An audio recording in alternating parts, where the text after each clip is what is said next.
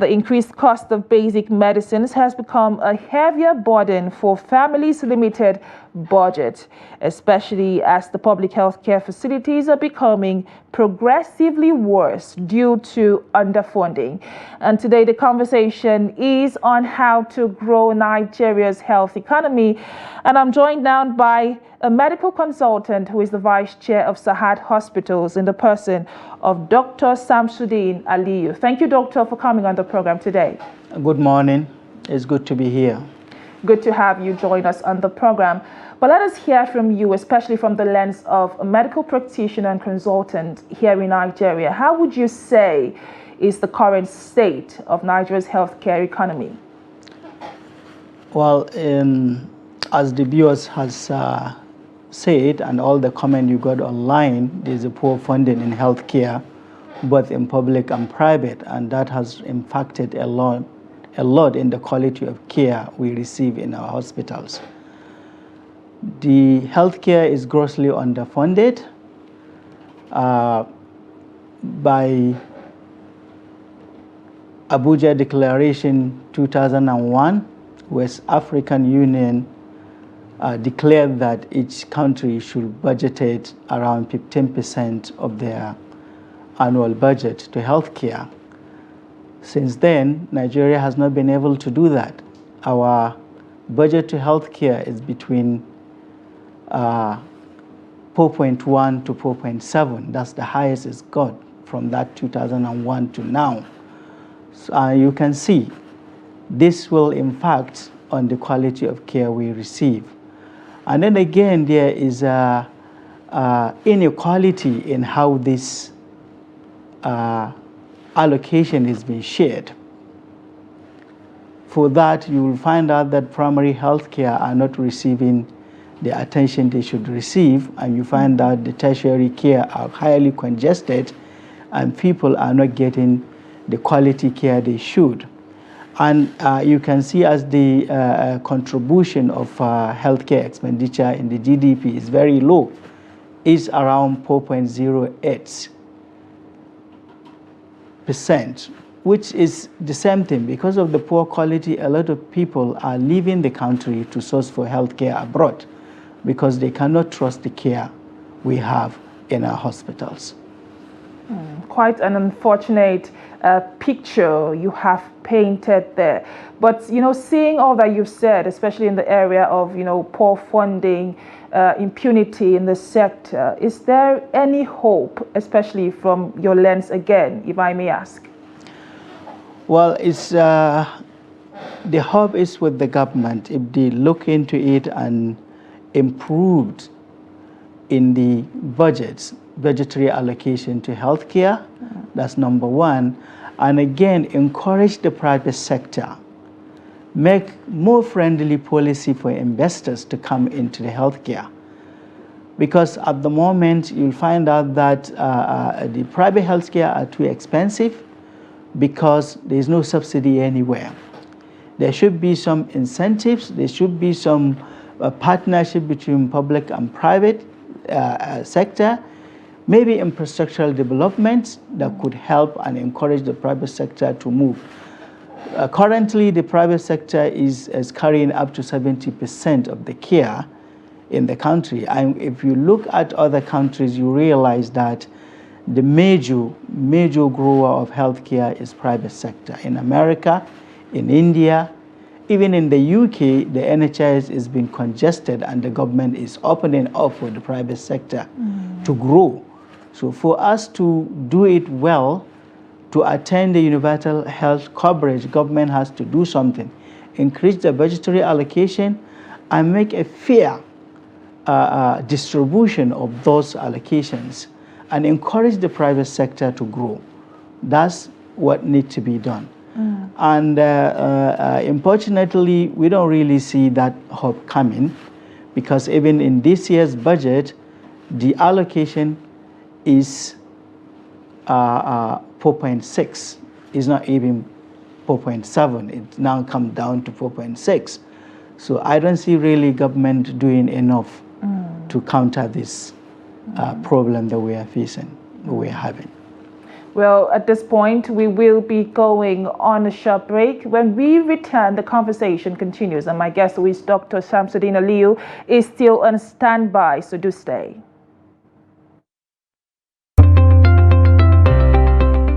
You are still watching Business Daily, coming to you live on Trust TV. Just before the break, we started a conversation on how to grow Nigeria's health economy, and with public health care facilities becoming progressively worse due to underfunding, it's important that conversations like this are had. And I still have my guest with me, who is the Vice Chair of Sahad Hospitals, a medical consultant, Dr. Shamsudeen Aliyu. Thank you again, Doctor, for coming on the program. Thank you very much for having me. Thank you. And just before the break, you started, talking to issues around underfunding, government funding of the health sector, less than 5%, about 4.6%, in the last budget. So the question now is, the health sector is quite vast. Yes. Very broad. So I will like for you to speak on areas that you believe, the government should prioritize in the health sector. Okay, so you see that the budget, as we look at it, mostly goes for salaries and overheads. And then we need to invest more on technology, equipment. You'll find out that if you are to count the number of MRI machines and CT machines available in the teaching hospital, not talk about what is it called? Other tertiary institution, not each one of them has the CT and MRI. There are so more advanced medical equipment that need to be present in Nigerian health sector. We are not. We now come to cancer treatment. How many radiotherapy machines we have in Nigeria? Not even talk about the other sector that can help cancer treatment, like in the diagnosis of cancer itself, which we have nuclear medicine. Nuclear medicine is almost non-existent in Nigeria. Since we have a donation of equipment in 2006 by IAEA, there hasn't no investment in nuclear medicine in Nigeria. We have many specialists in nuclear medicine. I can count more than 18, but there's no machines to work. I think UCH has one old machine donated, as I mentioned, but right now, even the national hospitals I doubt if it's functioning. And for we to have effective cancer treatment, we need to have an effective diagnosis. And most of the treatment we're having right now are blinded treatment, because we need to do PET scan pre-surgery or pre-radiotherapy treatment to be able to know the stage of the cancer. And then you need to do it after the treatment to know whether the treatment is actually effective. But right now, either we do it blindly or we send patient abroad. So there is need for investment in those areas so that we will be able to have that complete care. And with what you've said now, what comes to mind is, the amount of capital flight that leaves Nigeria because of the poor infrastructure in the health system. People going to India, people going to South Africa for health challenges. I'd like for you to speak regarding, the amount of capital flight that Nigeria currently is facing. So in 2019, the market share for the medical tourism is around $77 billion. And almost half of it comes from Africa. Nigeria is one of the countries that spend a lot on medical tourism. We are having up to 5,000 people going to India monthly. Monthly? Monthly. You will know that it's clear. You're a journalist. Go to an Indian embassy, count yourself. You will see a lot of exodus, a lot of people sitting there to get a visa. A majority of it is on medical tourism. Do the math. Even if they're just going to spend at least $5,000 for the surgery, how much will that amount to? We don't have the full statistic to mention the exact figure, but the record we have in 2020 is around $2 billion going out of the country. $2 billion can do a lot in healthcare. Well said, especially, talking about the investments that we do need to do in the health sector. Yes. And again, unfortunately, what comes to mind is the amount of brain drain in the health sector. These days you would hardly find a graduate of medicine rather, choosing to stay back in Nigeria. Even nurses as well, they would always prioritize relocating after graduation. How is that impacting the sector? Yes, it's impacting hugely. But you can't blame them. You can't blame anybody, to be honest, because it's not just about the money, it's about impact you're making. It's about job satisfaction. Our hospitals are ill-equipped. When you stay, you're not going to grow as an individual. You don't have tools to work with. You don't have good enabling environment to work in. So how will anybody stay? You will go somewhere where you'll be valued, you receive good remuneration, and you're safe. Insecurity is a problem here. Now the rising inflation is there, and the salaries are not enough. That brings us back to, economic policies. Yes. And how these policies are impacting the health sector. Yes. You've talked to issues around, insecurity. You've talked to issues around brain drain, poor funding of the sector. So how would you say these policies are impacting these health disparities that we have spoken about? Well, it's impacting a lot. It's very glaring, and everybody is saying it. We need to sit down. The government need to review those policies. First of all, the government need to encourage private sector to come in. Investment need to come in. Public-private partnership need to be developed where the investment will come in. Now, the healthcare practitioners know that I can be safe, and I also have a good remuneration and a good environment to work with. People will stay. That's what everybody wants. So if they can reverse those policies, there is protection in investment. There is no policy where if I come to this country and invest, my investment is protected. Even registration of a facility is a problem. You can wait months trying to register a healthcare facility. It's not quite straightforward. So government need to do a lot in encouraging more investment, both domestic and foreign investment in healthcare. And that's the only way people would stay. Now we become like a production country for healthcare personnel of the world. People come and take. Saudi Arabia come and grab. America, Britain, Germany, everybody is taking. And there is reduced investment in training in the UK. Why? Because they can get already trained people elsewhere. It costs at least £100,000 to train a medical doctor. British. So now, why will they invest that money to train anyone? Well, there are a lot of people that are trained and are willing to come over. They produce investment because there are so many people, mostly from this country, that want to leave, and the training is quite good. Despite all the challenges, we try.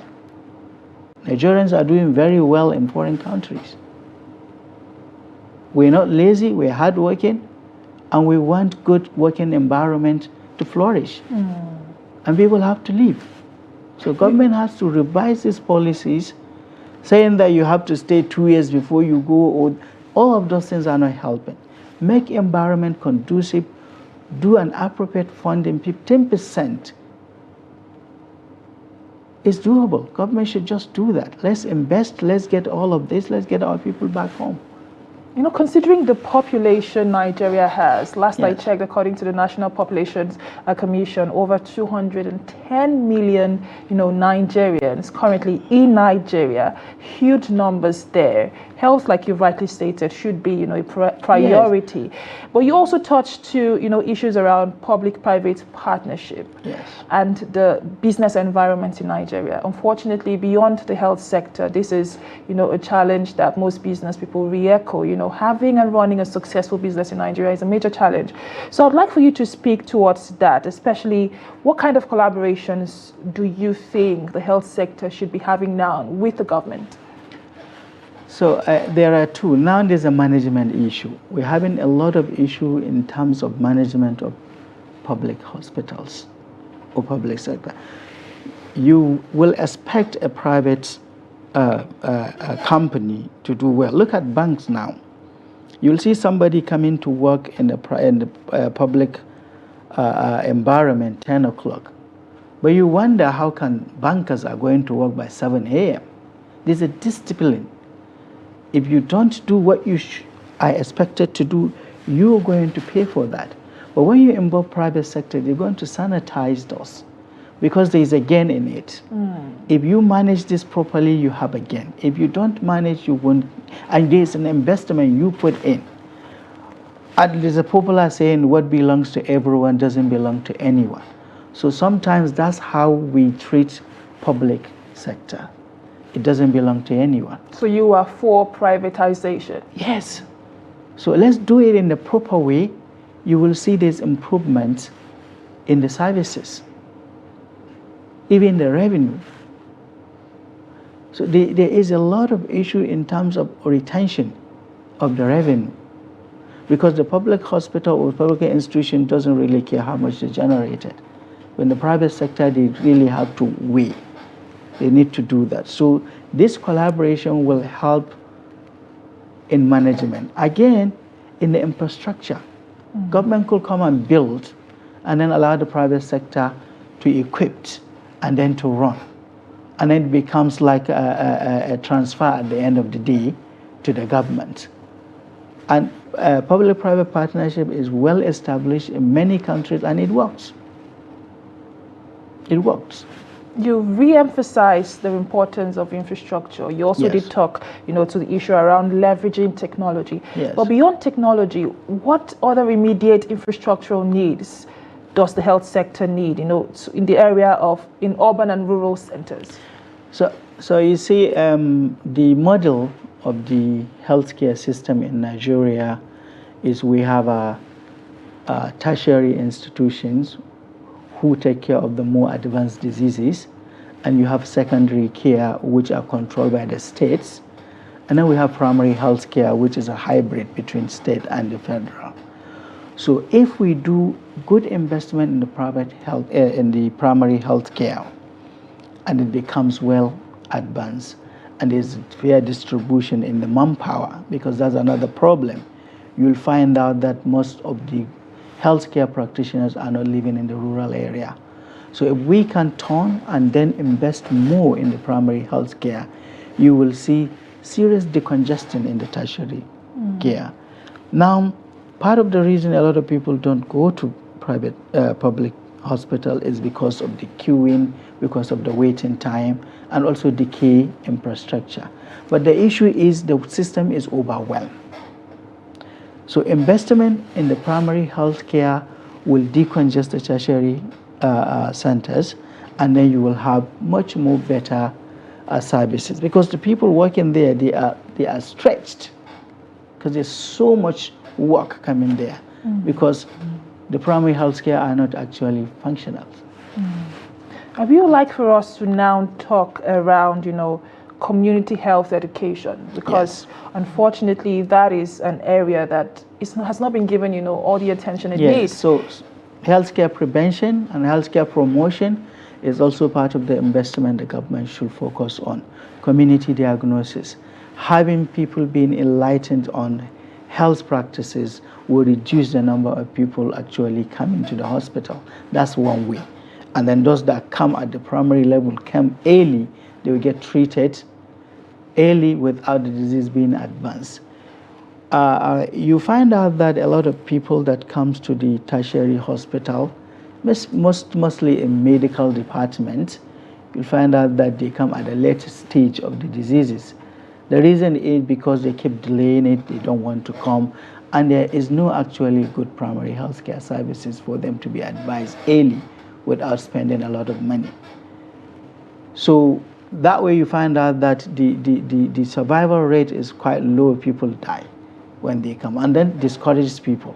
Say, no, no, no, no, I'm not going, because my neighbor went and he died. They stays at home. So when we attack the disease early, it gets treated and it's cost effective. You don't have to spend a lot of money. Having people with early stage of cancer being diagnosed early, it will be removed, and that's it. But sometimes it gets delayed. The first time they come to the hospital is already in the last stage, and there's nothing anyone can do. It's only palliation. So health education, health promotion, and health prevention is part of the investment that government need to do. A lot of advocacy, a lot of health enlightenment campaigns will help in different languages. Yes, I completely agree. But again, what comes to mind is health insurance. I'm quite aware of the National Health Insurance Scheme, but where is that now? Unfortunately, we don't have up to 10% coverage in health insurance. So for a country with over 200 million people and less than 10% coverage of health insurance, you understand where this is. Even the private health insurance, they're too expensive, only for the elites that can afford it and the private companies. Mandatory health care scheme is what we need, and the funding towards that is very necessary.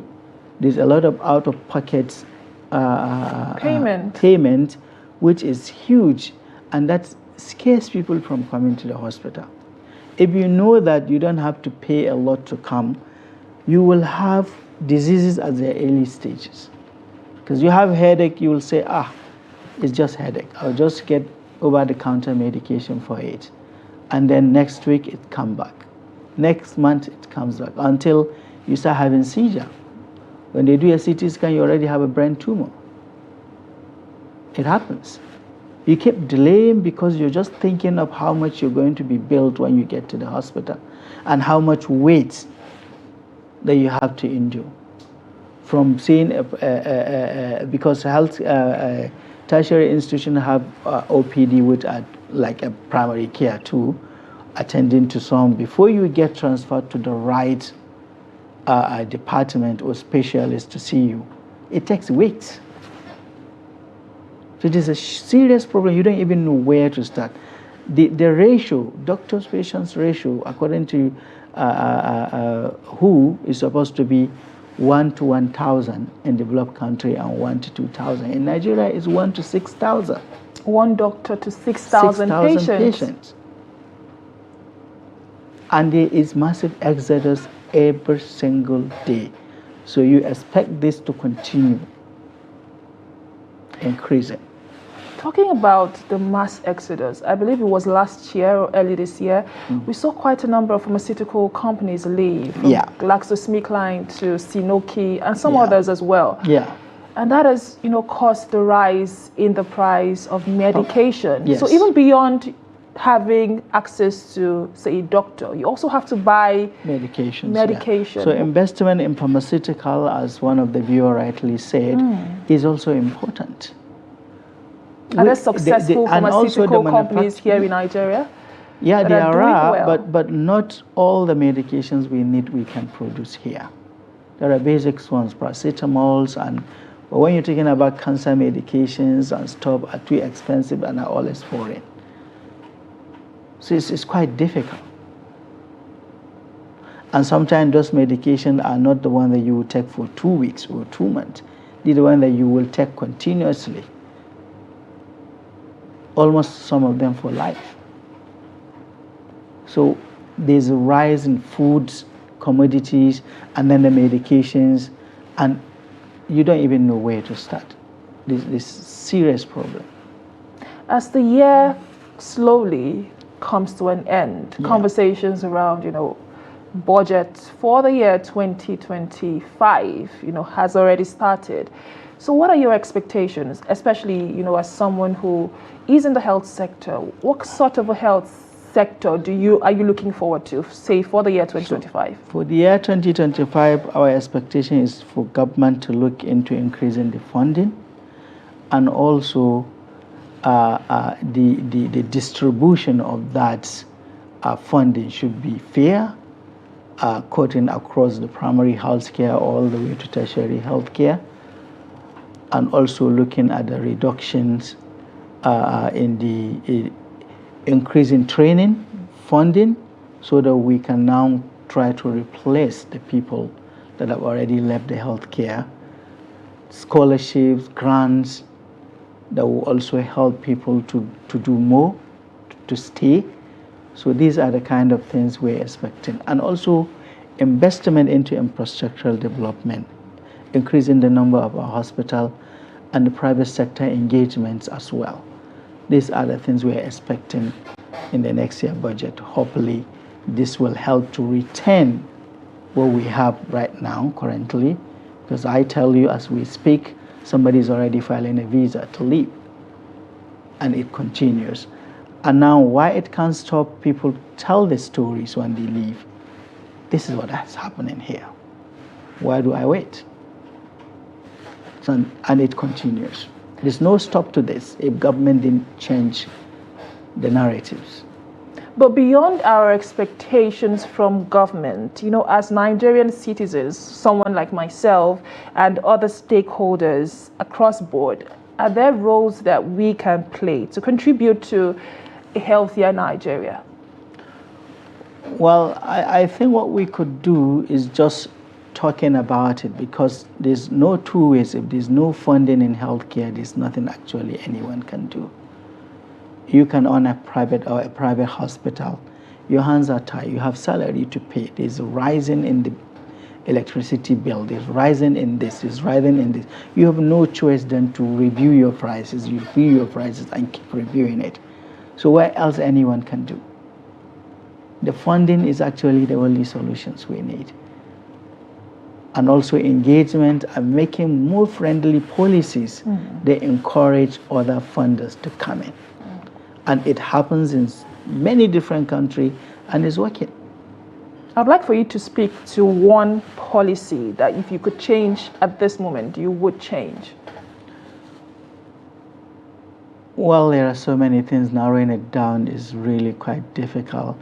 But I can say I'm fully into private sector, and I have seen the difference between public and private sector institution. So I believe the policy they encourage public-private partnership is what I will focus more on, because I'm sure private sector engagement and participation into healthcare and encouraging them to thrive, this is what will go a long way in helping the healthcare institution. Because at the end of the day, if we have increased funding, if it's not been fairly distributed and it's not being utilized appropriately, even with this low funding, you should expect us to do more than what we're doing. But unfortunately, we're not. There's a rise in salaries, there's rising overheads is happening. You can see a hospital that spend up to 25, 30 million in salaries don't have a CT scan machine, for example. And then other expenditure paying 40 million in electricity and something like that. You realize that 3 or 4 months of this can buy you a CT scan and can increase your revenue as well. But because of all of this, you realize the service is decaying, and the expenditure is increasing. So I think private sector involvement will help in fixing some of this. Well said there. I have been speaking with Dr. Shamsudeen Aliyu, who is the Vice Chair of Sahad Hospitals, a medical consultant, and he has spoken extensively as to how we can grow Nigeria's health economy. Very, very, very insightful conversation, I must say. Thank you, Doctor, for all the insight you've shared. And I do hope that we start to see the changes that you've pointed to us We today. hope so. It's our hope. Thank you very much for having me. Thank you. Thank you. And this is where we draw the curtains on today's edition of Business Daily. But join the conversation on social media. Let us hear from you. What are your thoughts on the discuss for today? My name is Chiamaka Enendu. Thank you for watching, and bye for now.